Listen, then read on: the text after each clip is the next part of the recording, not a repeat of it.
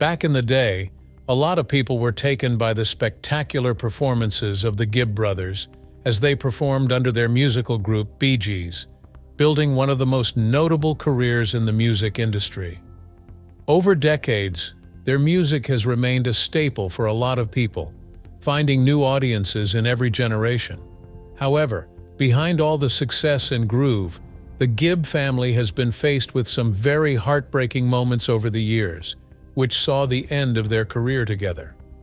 Today, through the eyes of the only surviving Gibb brother Barry, we have learned about some of these shocking events and how they affected everything. But before we get into that, let's take a look at where it all began. Barry Gibb was born on September 1, 1946, to Hugh and Barbara in Douglas on the Isle of Man. He grew up surrounded by music and was the eldest son of the couple. This will go on to light a fire in him that would later go on to determine the direction that he would take in life. During Barry's early childhood, the Gibb family moved a lot. The family finally settled in Manchester, England, and bid their farewell to the Isle of Man. These shifts were necessitated mostly by Hugh Gibb's career as a bandleader and drummer, combined with his family's quest for new opportunities. Such a plunge into diverse environments might have fostered Barry's adaptability and creativity. One of the major events of Barry's childhood includes the months he spent in a hospital on account of an accident at home. At the age of 2, he burned his hands in a fire accident. He made a typical mistake for children his age as he was so curious and willing to play. He reached for the pot with boiling water and tipped it over himself. The injuries were serious enough for Barry to be hospitalized, where he received treatment for burns. This experience, while traumatic to the young Barry and his family, was also one in which the tenacity of the little boy came forth as he regained health. Despite the family always being on the move, they managed to provide Barry with education. He attended a number of schools in Manchester, and from a very early age, he showed a keen interest in music. Barry was not very much into academics, but the love of music and performing was always there. Certainly his musical talent had shown itself at an early age when he would often entertain his fellow classmates with impromptu performances. He, however, didn't go through his childhood alone, as he had other twin brothers. Born on December 22, 1949, twin brothers Robin and Maurice represented a close parallel to this early life. This set of twins further enlivened the Gibb household already filled with musically inclined individuals. Music later turned out to be an activity that bound Barry, Robin, and Maurice since they were young, a bond that eventually would form them into one of the most successful musical groups in the world. In 1958, the Gibb family made a shift to Australia and eventually settled in Redcliffe, Queensland. It was in Australia that Barry, along with his brothers, started to take his music career seriously, performing at local events and television appearances. This would mark a turning point in his life and set the stage for the global success that was to come. Barry Gibb's early life was marked by constant relocation, strong bonding of the family, and a growing urge to be engaged in music. Though he might not have known it at the time, but his path was set, and in collaboration with his brothers, he was about to make a statement to the world. Their story is a story of musical passion, sibling bonds, and relentless drive. It tells how 3 brothers came to be in a band that later would bear the name of the Bee Gees. It was about the early struggles, the eventual success, the problems, and the personal conflicts that finally led to their later split. It was only in 1958 when the Gibb family made the move from Manchester, England to Redcliffe, Queensland, Australia, that the boys' future started taking shape musically. It was their father, Hugh Gibb, a musician himself, who asked his 3 sons, Barry, Robin, and Maurice, to form their first band. Initially, locals called them the Rattlesnakes, and before long the brothers were playing locally at functions and talent contests, including at movie theaters. These shows, though small at the time, made them local favorites in no time. The early Gibb Brothers band changed its name with surprising frequency, reflecting the identity shifts. After their relocation from Redcliffe to Sydney, Australia, they finally settled on the name Bee Gees for the group. The name Bee Gees was catchy and unique, reflecting ambitions to be outstanding in the crowding music scene. Finally signing with Festival Records in 1963, their first single, The Battle of the Blue and the Gray, was released. This did not immediately succeed, but rather kick-started their professional recording career. Over the next 2 years, they released several singles and their first album, The Bee Gees Sing and Play, 14 Barry Gibb songs. Their brotherly harmonies, hugely complemented by Barry's musical sense, began to gain attention. The group didn't actually record any major success with these initial efforts in Australia. The brothers' luck changed when they were discovered by Cole Joy, an Australian artist and a television host. Cole Joy helped them get signed with Spin Records, and the release of the single Spicks and Specks followed in 1966. The song proved to be the first major hit in Australia for them by topping the charts.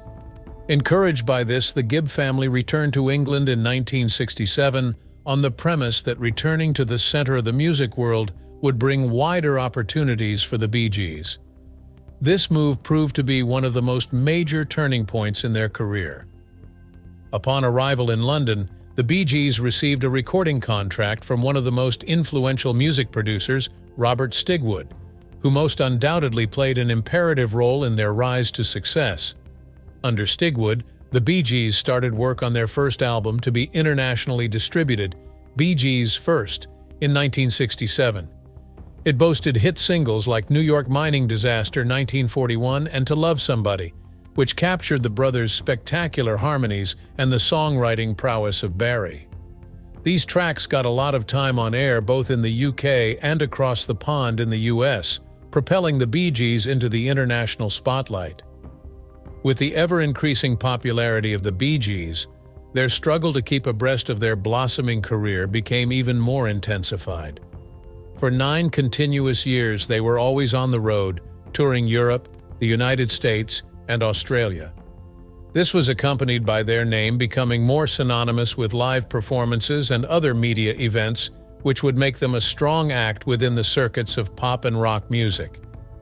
The Bee Gees continued scoring hits into the late 1960s and early 1970s with tracks like Massachusetts, I've Got to Get a Message to You, and Lonely Days. Their style was in constant evolution during this period, having combined elements of rock, pop, and orchestral sounds.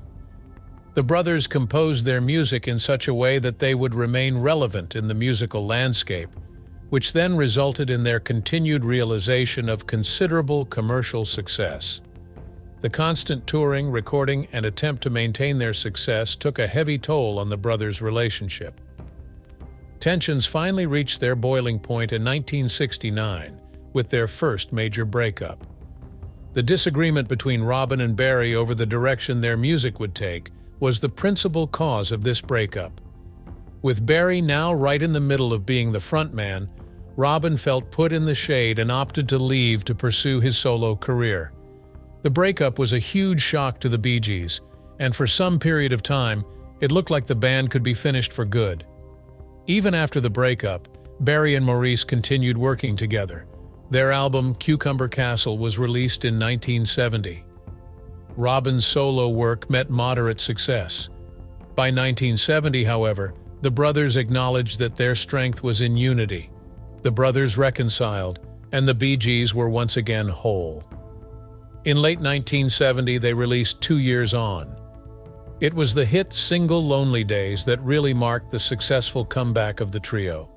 The early 1970s were marked by a series of experimentation by the Bee Gees in finding their musical styles. It was only during the mid-1970s, when the brothers turned to disco, that they achieved unparalleled fame. With the release of the LP Main Course in 1975, with hits like Jive Talkin' and Nights on Broadway, came the reign of the group within the era of disco. The Bee Gees reached the peak with the soundtrack to the film Saturday Night Fever in 1977. This soundtrack, featuring unforgettable songs such as Stayin' Alive, How Deep Is Your Love, and Night Fever, became one of the best-selling albums ever and finally sealed the Bee Gees as kings of disco. However, all wasn't easy and rosy. even for the phenomenally successful Bee Gees during the late 1970s and early 1980s. The early 1980s indeed brought an awful disco unpopularity, where the genre fell out of favor, thus hurting the brothers' popularity.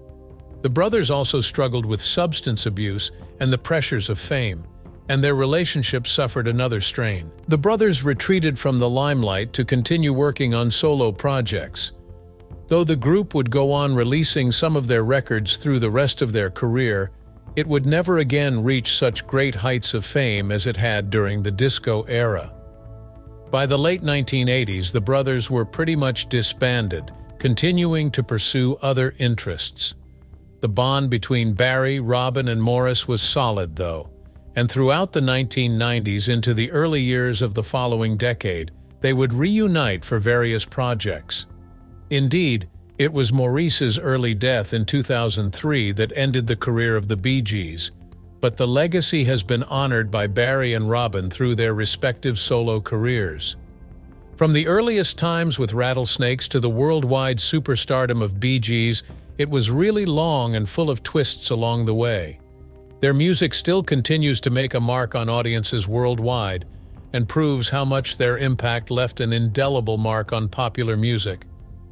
The personal life of Barry Gibb has not been less eventful than his glittering career, with all the elements of abiding love, family ties, and personal problems. The first woman to enter Barry's life was when he was young, which resulted in his first marriage to Maureen Bates in 1966, when he was only 19 years old. The marriage was, however, short-lived, and they divorced in 1970 after 4 years of being together. It was also a relationship marred by the strains of Barry's rising fame, which pulled them asunder. Not long after the divorce, when the Bee Gees were appearing on the show Top of the Pops, Barry met Linda Gray, a former Miss Edinburgh. Instantly, Barry and Linda took an instant liking to each other and fell in love. On September 1, 1970, which was Barry's 24th birthday, he married Linda. The marriage has lasted through time and has become one of the most enduring and stable relationships within the entertainment industry. Barry and Linda Gibb have 5 children, namely Stephen, Ashley, Travis, Michael, and Alexandra. Stephen is the eldest, born in 1973, and like his father, took up a career in music. He also has been employed as a guitarist by various bands, including the heavy metal group Black Label Society. Ashley was born in 1977 and is also musically inclined and has been employed as a producer and musician. Travis, born in 1981, Michael, born in 1984, and Alexandra, born in 1991, mostly kept themselves out of the limelight and away from prying eyes. Indeed, Barry's family life has been a great strength and stability in those roller coaster periods of his career.